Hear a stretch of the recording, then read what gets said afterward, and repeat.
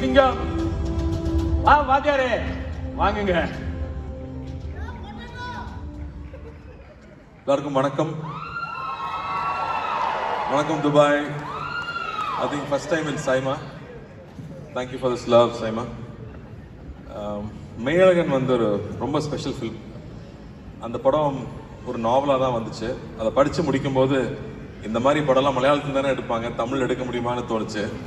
So இந்த மாதிரி ஒரு படம் தமிழ்லேயே இருக்கணும்னு ஆசைப்பட்டேன். ஸோ அதுக்கு இந்த மாதிரி தைரியமாக படம் பண்ணணும்னு மோட்டிவேட் பண்ணுற மலையாளி பிரதர்ஸ் எல்லாருக்கும் ரொம்ப நன்றி. I think you guys always pushing the brackets, work very hard. So thank you for that. இந்த படத்தை எனக்கு கொண்டு வந்த பிரேம்க்கு ரொம்ப நன்றி. கூடயே இருந்து படத்துலையும் உரையாடி கட் சொன்னதுக்கப்புறம் உரையாடின அரவிந்த் சாருக்கு ரொம்ப நன்றி. அந்த எக்ஸ்பீரியன்ஸ் மறக்கவே முடியாது. இந்த மாதிரி கோவிந்தாஸ்தாவோட மியூசிக், மையோட கேமரா ஒர்க், 2D அண்ணாக்கு நன்றி. ஏன்னா இந்த மாதிரி ஒரு படம் வந்து அவ்வளோ ஈஸியாக எடுத்துட மாட்டாங்க. பட் இந்த படம் வந்து it's very very special, very proud of that film. And அந்த படத்துக்கு கிடைச்ச மிகப்பெரிய சந்தோஷம் என்னென்னா, எங்கே போனாலும் வந்து கட்டி பிடிச்சிக்கிறாங்க மெய்யழகா அப்படின்னு. ஸோ அந்த அன்பு கிடைச்சது இல்லையா, அவ்வளோ அன்பு கிடைத்த மெய்யழகனுக்கு ரொம்ப ரொம்ப நன்றி. And SIIMA, thank you so much for this. Thank you for celebrating cinema. Thank you for bringing all of us together. It's so nice to see everyone here, such immense talent sitting here and I'm sitting amongst them. So I'm so happy. Amaran குழுவுக்கும், லப்பர் பந்து குழுவுக்கும், I mean so many films, Thangalaan ஆகட்டும், கொட்டுக்காளி ஆகட்டும், அவ்வளோ beautiful films, அவ்வளோ beautiful performances. So when I receive this award, it is for all of us together. So thank you for this and congratulations everyone. சௌக்கியமா கேட்கிறோம்ல, ஆயத்தம்னு சொல்லலாம்ல. Thank you. Bro, உங்ககிட்ட ஒரு 2-3 questions தான். College படிக்கும் போது உங்களுக்கு நிறைய லவ் ப்ரொபோசல் வந்திருக்கும். அஃப்கோர்ஸ் இப்போ கூட வந்துட்டு இருக்கும், சொல்ல முடியாது. ஸோ அப்போ நாளைக்கு ஊருக்கு போனோம்னு சொன்னேன். நாளைக்கு ஊருக்கு ஆகணும், டெலிகாஸ்ட் ஆகும்போது பார்த்துக்கலாம். அன்னைக்கு எங்கேயாவது வெளியூர் போயிருங்க. ஸோ காலேஜ் படிக்கும்போது நிறைய லவ் ப்ரொபோசல் வந்திருக்கும். அப்படி வந்திருக்கும் போது சப்போர்ட்டுக்கு நீங்க அப்பாட்ட போயிருப்பீங்களா இல்ல அண்ணன் சூர்யா சார்ட்ட போயிருப்பீங்களா? இல்ல, அண்ணாவோட கதை தெரிஞ்சதால அண்ணாட்ட தான் போக முடியும்.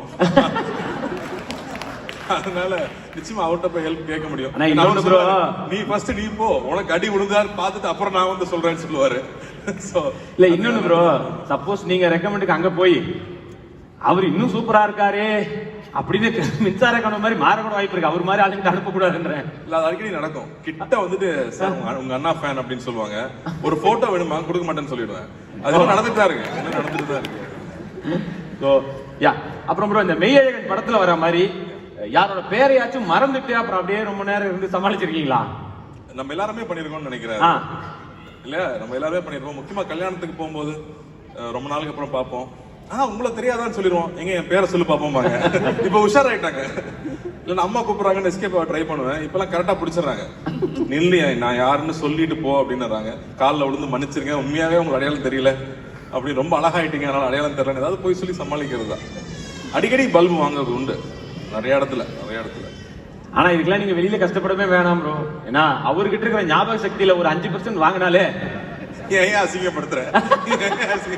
இப்ப வரைக்கும் இல்ல சொல்றேன், எவ்வளவு பெரிய ஒரு விஷயம் இல்லையா அது. அதனால நீங்க நடிச்ச கேரக்டர்ல ஒருத்தரை கூப்பிட்டு பாராட்டு விழா நடத்தணும்னா யாரை கூப்பிடுவீங்க? புரியல. நீங்க நடிச்ச ஒரு கேரக்டர்ல, ஐ மீன் நீங்க நடிச்ச கேரக்டர்ல நடிச்ச ஒருத்தர் கூப்பிட்டு பாராட்டு விழா நடத்தணும்னா யாரை கூப்பிடுவீங்க? கேள்வியே கன்ஃபியூசிங்கா இருக்கு.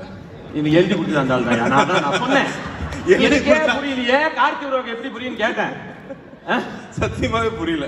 சரி, ஓகே, அந்த பாட்டை மட்டும் பாடிட்டீங்கன்னா அந்த மெய்யழகன்ல வந்து அந்த அத்தான் நிறைய வாட்டி பாடிட்டேன். இல்ல, இங்க ஃபர்ஸ்ட் இல்லையா, அதனால நிறைய அவார்டு கூட வாங்குனீங்க, இங்க வந்து வாங்கலையா? சரி, அந்த மாதிரி. ஓகே, அதே பாட்டா? அதே பாட்டு. ஓகே. பொன்மணி மேகலையாடுதே, உன்னிடம் தேடுதே, பெண்ணுடல் பார்த்ததும் நாணுதே, இன்பத்தில் வேதனையானதே, என்னத்தான்